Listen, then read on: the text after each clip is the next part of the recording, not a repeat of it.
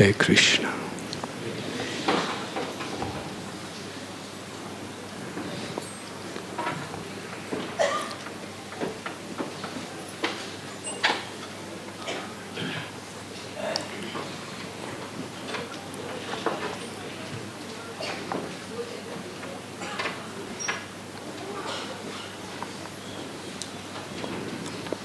This is a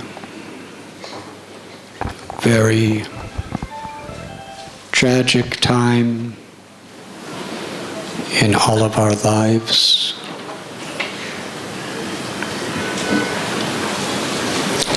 By the inconceivable will of the Lord, aid of our very dedicated, pure-hearted, beloved devotees have been taken from us.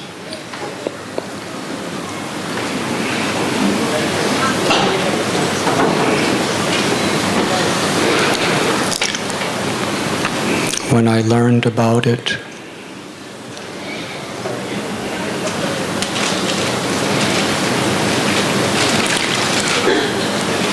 the shock was so immense that it was difficult to try to philosophically reason.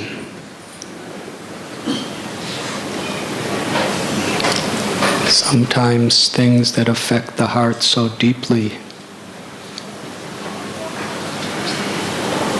we simply have to take shelter of the Lord.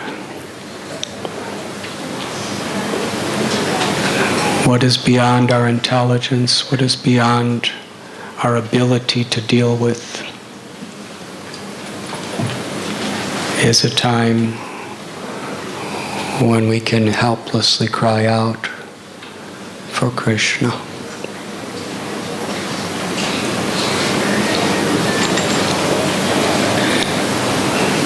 I was thinking I should go to Mumbai.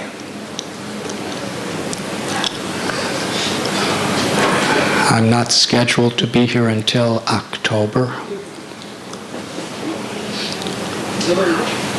I had serious commitments.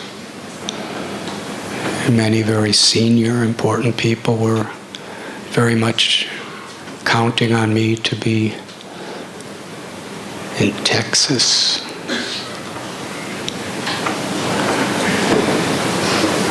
And over the last few years, my health has not been good. In fact, just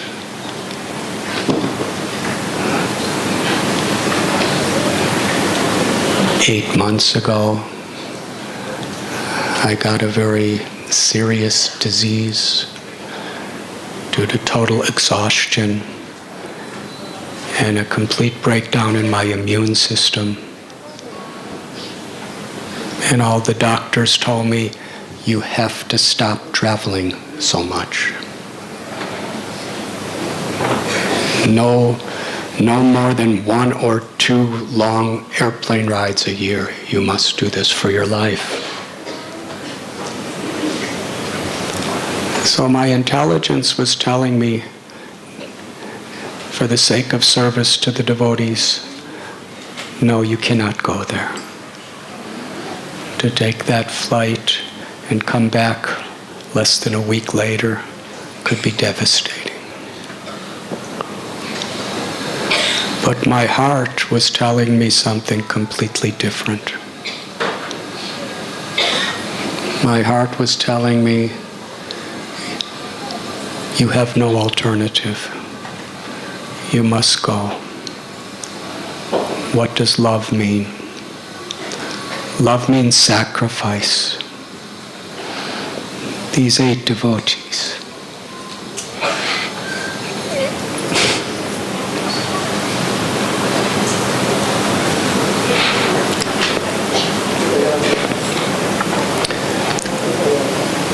they offer the complete love of their hearts. in the service of Srila Prabhupada. They offered the complete love of their hearts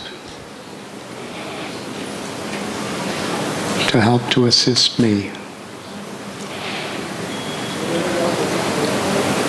They gave so much love to me that I must reciprocate. So I decided I will go to Mumbai. Why? As was spoken, as a gesture of reciprocating with people who gave their hearts and souls to us.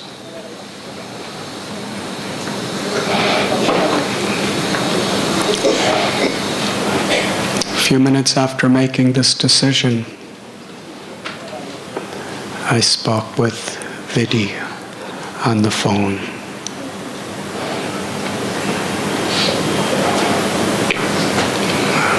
She sounded so pathetic in her grief.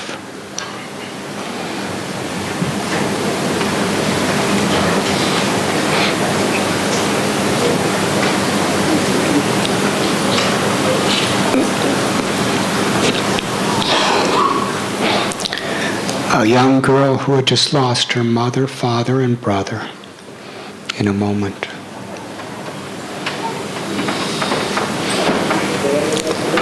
And I thought of Prerna.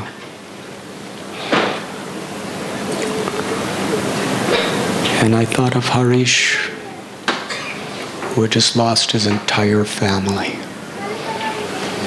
His beloved, faithful, chaste, loving wife and only daughter, who he was so absolutely proud of.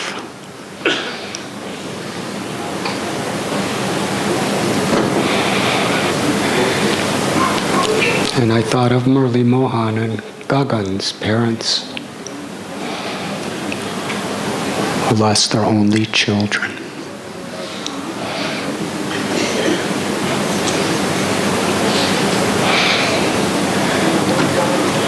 And although I didn't know Gaur Krishna Prabhu's parents so much, I could imagine what they were going through, his family.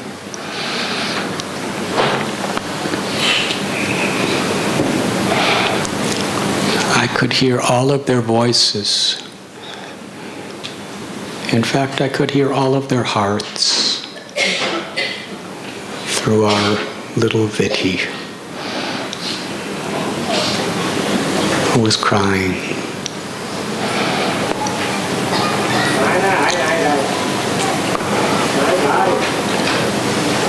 But who just hearing that Krishna was there for them and Krishna was there for her.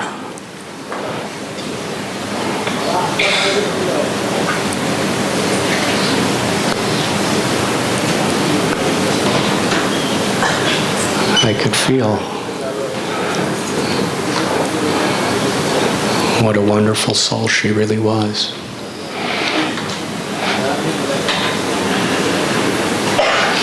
So my purpose of coming is to offer some seva.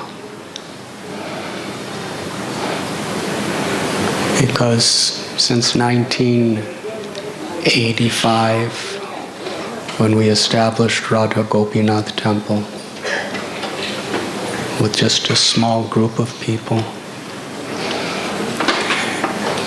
and actually the two families of Kunja Bihari, Madhupriya, and Gokul Rani, they came very early. They were among our very senior devotees. And I saw how from a few people, so many started coming. And our prayer, our vision, that however small or however large our ashram and our congregation become, the first and foremost priority must be that we establish, remain,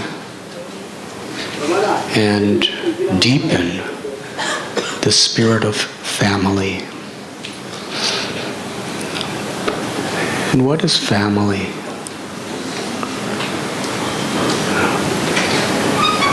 Family is we're here for each other. Real family is the requirements of others becomes my priority over my own. This is spiritual family life.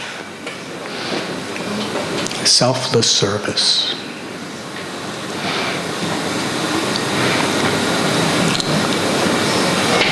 So I was thinking, these devotees who offered so much of their love, affection to me and to all of us, how could I best serve them?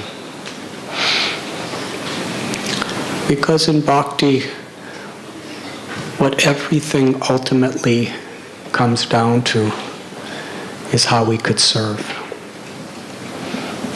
Because that's what love means, to serve. Selflessly.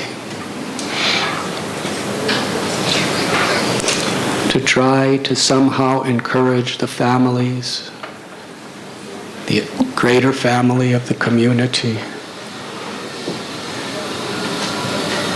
is the way I could serve these beloved souls. I came here with the thought that I would give solace. But since I've been here, I've realized this concept in giving we receive. Because in being with the family members, in being with the ashram devotees and the congregation, I have gained so much solace in my own life. And I am thinking that there's no place in Brahma's creation I'd rather be right now. Because this is the place where so many people really knew these departed Vaishnavas, deeply appreciated these departed Vaishnavas, and deeply loved them. I just want to be with all of you. And I thank you.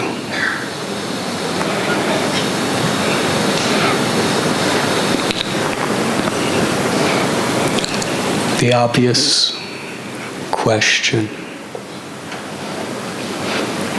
Vidhi asked it, I think on behalf of many. Why? They were such good devotees. They were not sinful. They were not impious. They centered everything they did, every one of these people, around Krishna.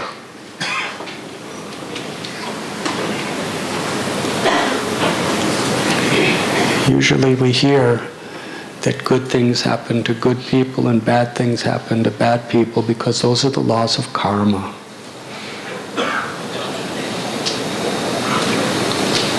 Why such a loss of life from such good people?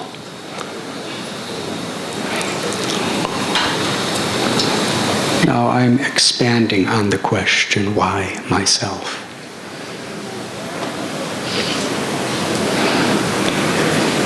It doesn't seem fair. Who's going to want to be a devotee if this is what happens to the sincerest devotees?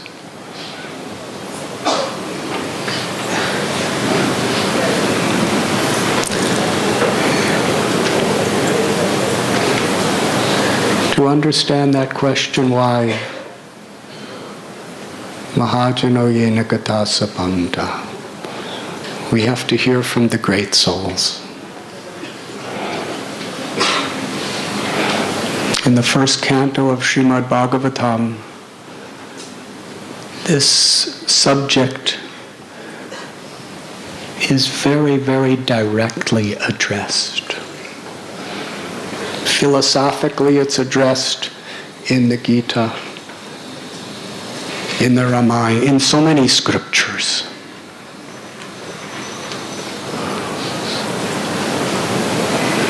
In Srimad Bhagavatam, there's a beautiful explanation that really philosophically transforms the heart. We find Bhishma, one of the 12 greatest authorities of Vedic wisdom, laying at a bed of arrows. There were arrows that were shot through his entire body from his neck to his toes, and you could not put a finger between any two arrows. There were hundreds. But he would not die. He was waiting for Krishna. And don't think he was without pain. We get a single thorn that just goes a millimeter into our foot, and we think it's unbearable. Can you imagine hundreds of arrows piercing through the front and the back of body? And yet he was waiting for Krishna. Meanwhile, here is Maharaj Yudhisthira, the most pious. He is named Dharmaraj. He's the king of Dharma. But to speak of doing something immoral, even he never had a thought of any immorality or lie in his mind, his whole life.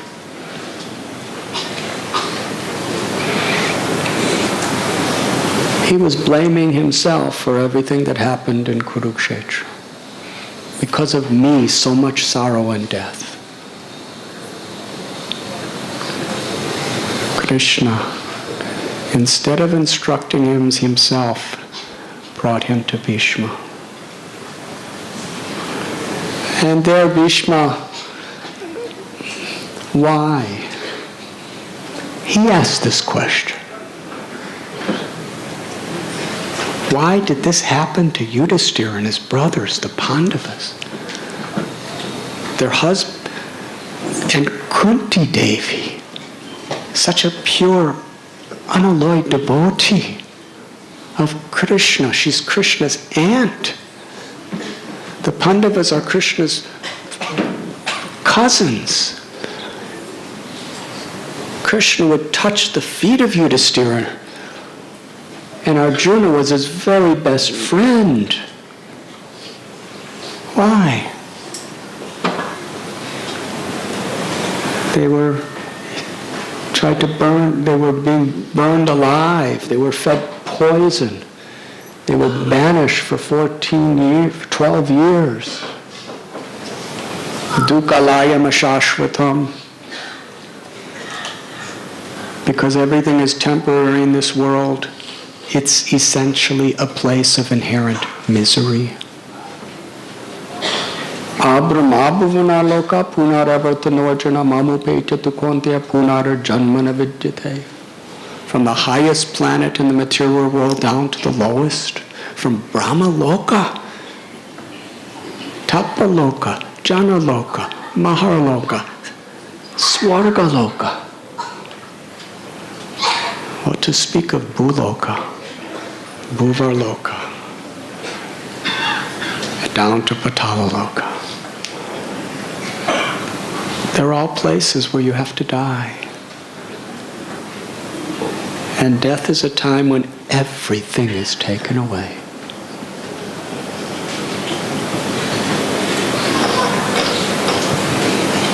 But the scriptures tell us death only pertains to the body. The Atma is eternal. When Krishna tells us, Kaunteya pratijanihi namai bhakta pranashyati, he says, my devotee will never perish. This is my promise, and Arjuna, you make this promise as well. The devotee is not the car the devotee's driving. The devotee is the living force, the part of Krishna. Najayate mriyate va kadachit. The soul is eternal. It never is born, it never dies. Nahanyate hanyamane sarire. Death has nothing to do. It cannot touch the soul. The soul cannot be cut into pieces by any weapons, cannot be burned by fire, cannot be moistened by water. It's a part of Krishna. And Krishna is Bhaktavatsal. Our acharyas teach us this is the predominant, most important of all Krishna's qualities, both in the spiritual world as well as in this material world. Is Krishna loves his devotees. And the devotees love Krishna. That reciprocation of love is the highest truth. Neha bikramanasosti pratyavayo navidyate. Whatever spiritual progress we do, whatever we have ever done for Krishna, Krishna never forgets. One of my dear God brothers, he was having serious problems with his spiritual life. Serious problems even following moral principles. But Srila Prabhupada wrote him a letter. He said, because you once chanted the name of Krishna sincerely, Krishna will deliver you. And I saw how it happened in an inconceivable way. He got cancer and completely surrendered with all humility and devotion and was grateful at every moment. Why? We may not understand exactly the details of why these 8 beloved, sincere, dedicated devotees of Krishna were taken from us the way it happened. But we know one thing absolutely for certain, that Krishna was there to protect them, to lift them up, to embrace them, to give them himself, because they gave themselves to him. The Bhagavad Gita tells that for those who are on the path of Jnana Kanda, Astanga Kanda, and Karma Kanda, according to the particular time and the particular season that you leave your body, you're going to attain a different destination. But after explaining these things in great detail, Krishna says, but for my devotee, it doesn't make any difference. I'm there for them. There's no such thing as auspicious or inauspicious for a devotee. Everything is all auspicious. So yes, absolutely, for certain, we know on the basis of Guru, Sadhu, Shastra, that these 8 devotees attained a wonderful perfection. What they always wanted, love for Krishna, unending service. They may or may not have wanted ultimate happiness, but it was given to them. That is for sure. And there are many examples. Dr. Rao cited some. Subhadra is Krishna's sister. She's the Yoga Maya potency of the Lord. And yet her beloved son, Abhimanyu, who the Pandavas loved more than life itself, who was so intimately dear to Krishna, he was unfairly massacred. Subhadra was weeping. Yudhisthira, Bhima, Arjuna, Nakula, Sahadev, they were absolutely grief-stricken. Why? Because the body of a devotee is very sacred. It's the medium in which we can communicate with that devotee. The devotee is not the body. The devotee is the eternal soul, undying. The body is sure to vanish. It's just a matter of time. But the body is the way in which that beloved soul can express its love for Krishna and its love for us, and it's the medium by which we can express and reciprocate love with them. So yes, when a loved one dies, for materialistic people, it's a misery that's simply a mysterious void. They are gone forever. But for a devotee, we understand that Krishna's taken them. Inconceivably, we may not understand the details, but Krishna has taken them. And therefore, yes, we should cry. We should cry tears of separation from them. But those tears are not just a lamentation in void. Those tears are offerings of our love. The pain in our heart is an offering of gratitude and love and prayer for Krishna to shower blessings on them. That type of crying actually brings us closer to the Atma, perhaps closer than we've ever been before in their physical presence. That is the beauty of spiritual life. We can continue reciprocating love beyond all the geographical conditions of this world. Srila Prabhupada said, if you are chanting Hare Krishna and I am chanting Hare Krishna, we are always together. Whether I'm in India and you're in America, or whether I'm in Goloka and you're in this material world.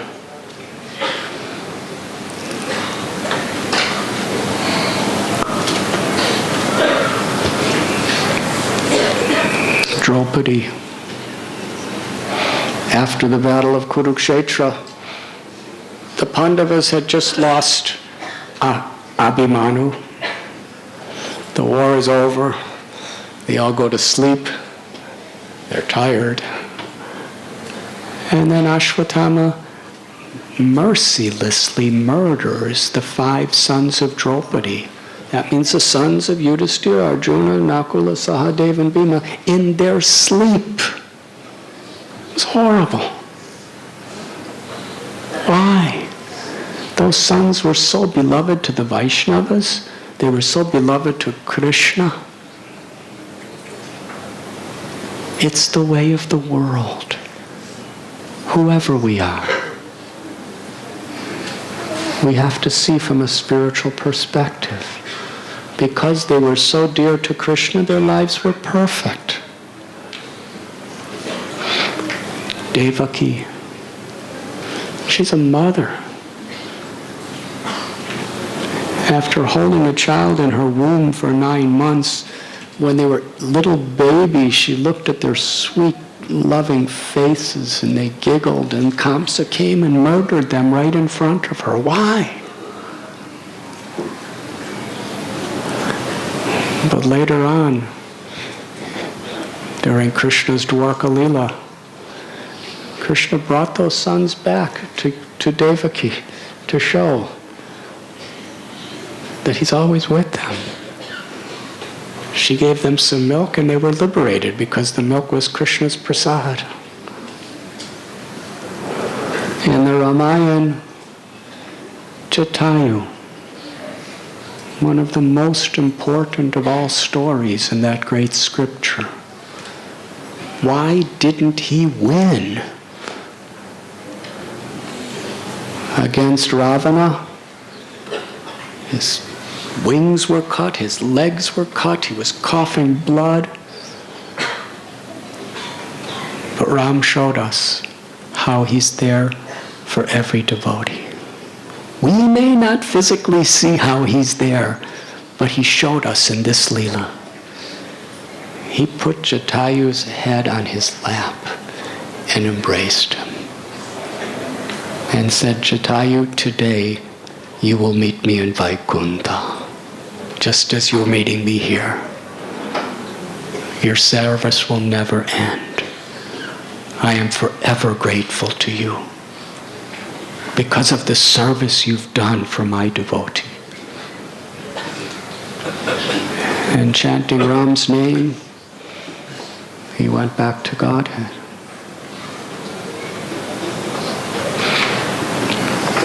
In Lord Chaitanya's Leela, the son of Srivas, he died of a fever in the middle of a kirtan. And the relatives naturally were weeping because they loved him. But Lord Chaitanya, he didn't do this just as a Leela according to time, place, and circumstance. This was a universal message. He brought the son back to life for just about a minute. And the child said, this body is destined to die. It could die in so many ways, but the fact that I was born in the family of devotees and I had so much association with devotees and I had so much kirtan all around me, I'm happy to go anywhere you go, my Lord.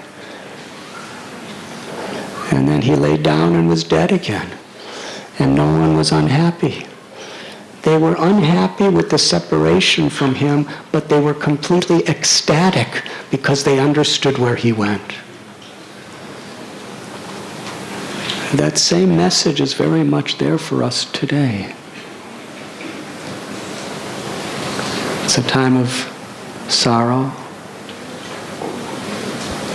because they are lost from our company, and it's a time of celebration that they have attained the loving service of Krishna beyond this world where there is danger at every step.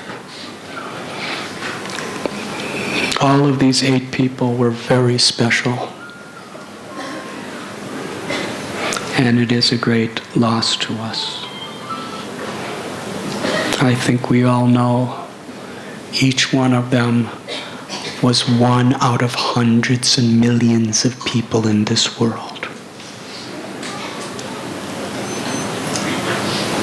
The rarest thing is to be a devotee, a sincere, dedicated, selfless devotee. It's not only a loss to us. It's not only a loss to Srila Prabhupada's movement, Lord Chaitanya's movement. It's not only a loss to the world, it's a loss to the entire universe.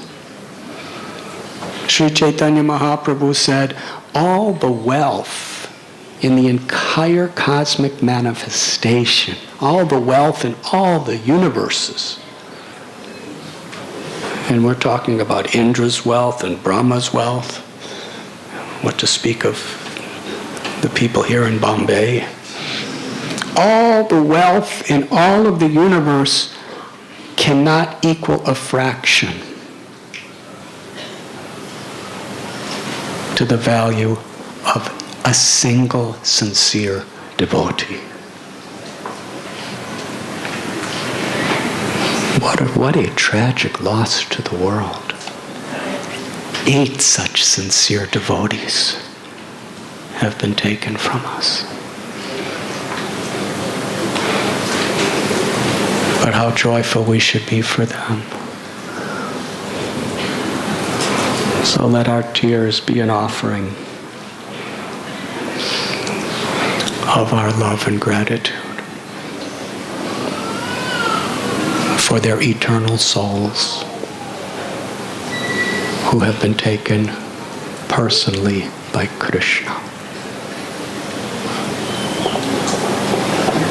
We may ask, is it that Krishna planned the crash? These things you may never understand.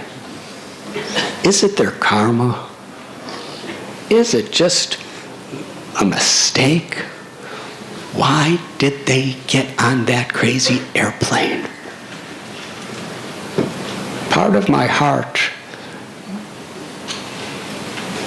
thinks, I wish they would have informed me.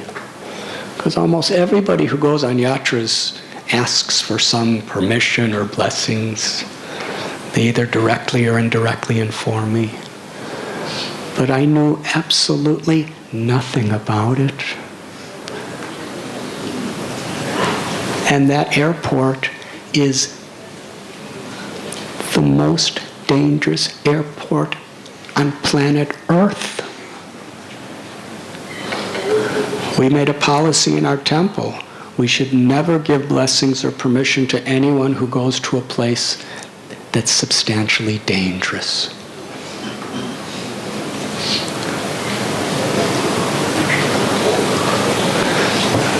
So, why? Was it a mistake?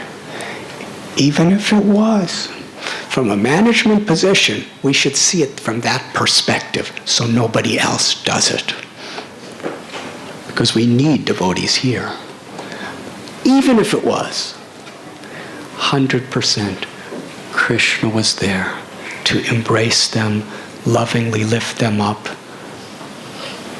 Because their motivation was simply to offer their hearts and souls to the Supreme Personality of Godhead and Muktinath.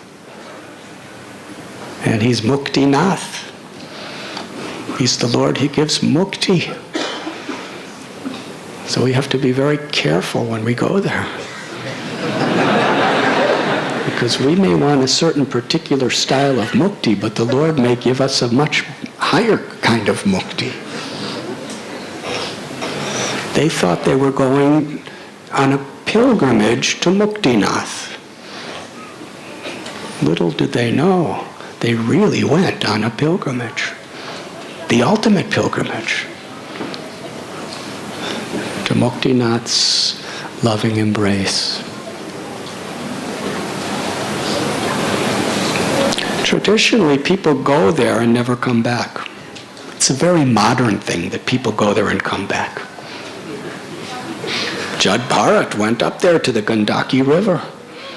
He went there after he retired, and he was going to stay there, do his bhajan until he died. That's the tradition. And I remember when I lived in the Himalayas, there was a saying when I was going to go to Badrinath. People were telling me, Badrinath, there's a saying, when someone goes to Badrinath, they never come back. That's the tradition. But now, because of the military, they made all those roads and all that stuff. And many acharyas go there. And before they go, they understand. I'm surrendering my life. It's up to Bhagavan whether he wants me to come back or not.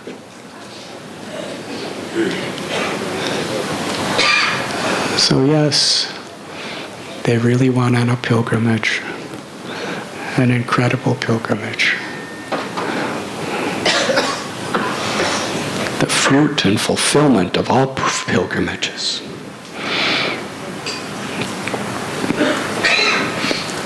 It's hard to speak about each devotee.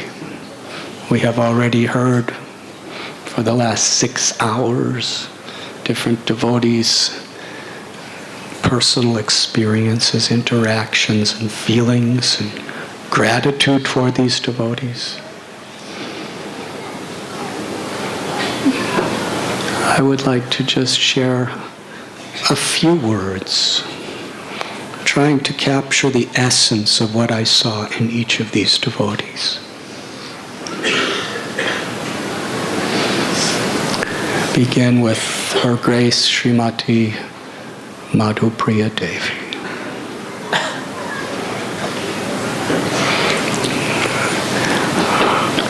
I must say, she was among the very, very best of our devotees. Her selfless service attitude, her enthusiasm, her willingness to face challenges and great difficulties in life, like Kunti Devi, really turning to Krishna and really serving others through it all with so much care and affection.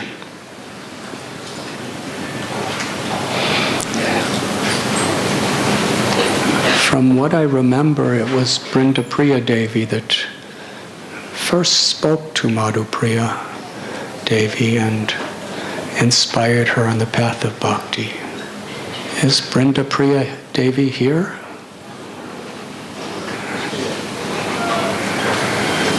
Are you here, Brindapriya?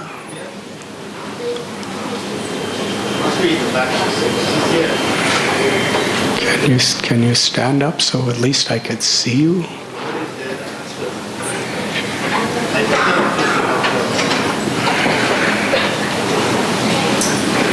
Anyways, Brindapriya and Madhupriya became very, very close friends.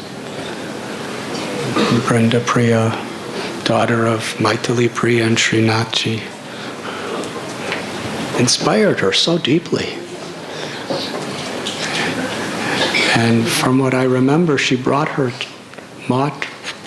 Menaka for me to meet initially. And isn't it amazing what our Brindapriya Devi did just in sharing her love for Krishna with one person, how many lives it affected. Madhupriya Prabhu took that grace that she received so seriously. She had the help of Janava Devi and other incredible ladies, Radha Priya, Maithili Priya,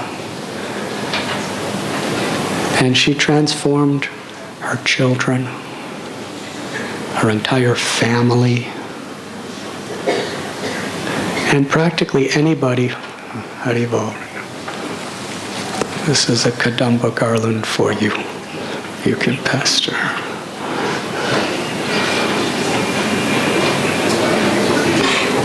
These are Kadamba flowers grown from our own trees.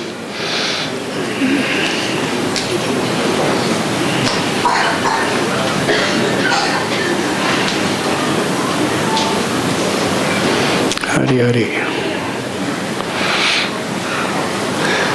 Everyone she contacted, she was so soft, so affectionate, yet so determined. She just wanted to serve and please Krishna, please her Guru in every possible way.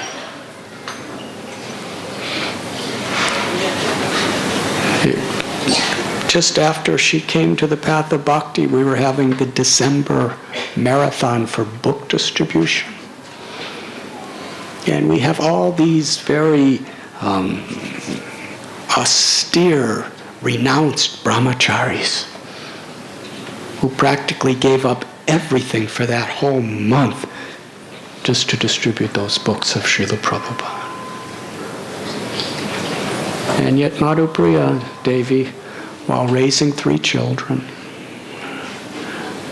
while taking care of her husband, while calling her mother and father She called her mother and father without fail. Her father told me at least 3 times every day to see how they were. And inspired them to do so much service. While doing all these things with all the challenges of a housewife with 3 little children, she was by far the number 1 book distributor in the whole Radha Gopinath temple. How did she do it? And it wasn't like she was passionate and she was just jumping over people. That's what sometimes people do to win. She was gracious, grateful, hospitable, kind, polite to everyone.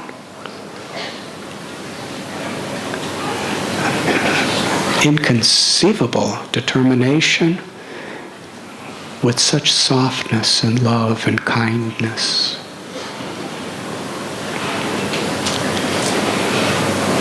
And how many of those tens and thousands of people she reached that month have been transformed? Some very well may be part of our congregation today.